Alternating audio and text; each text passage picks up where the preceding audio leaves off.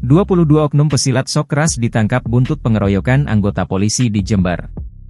Polres Jember, Jawa Timur menangkap 22 oknum anggota perguruan silat Persaudaraan Setia Hati Terate pada Selasa, 23 Juli 2024. Mereka diduga merupakan pelaku dari pengeroyokan anggota Polsek Kaliwates yang sedang melakukan patroli di Simpang 3 Transmart pada Senin, 22 Juli 2024. Ada 22 orang yang sudah kami amankan, kata Kapolres Jember, AKBP Bayu Pratama Gubunagi melalui sambungan telepon, Selasa, 23 Juli 2024. Menurut Bayu, 22 orang tersebut terindikasi oknum anggota PSHT Jember.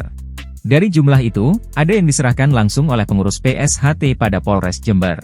Sisanya dilakukan upaya paksa penangkapan oleh petugas, tutur Kapolres.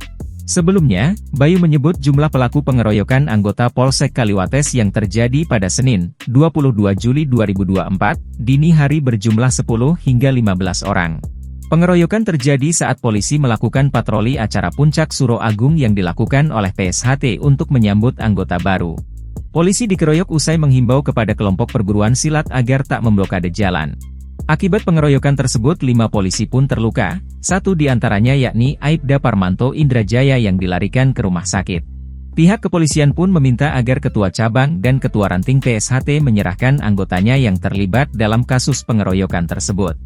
Ketua cabang perguruan silat PSHT Jember, Jawa Timur Jono Wasinudin mengaku siap untuk mencari para pelaku pengeroyokan. Download Tribun X sekarang, menghadirkan lokal menjadi Indonesia.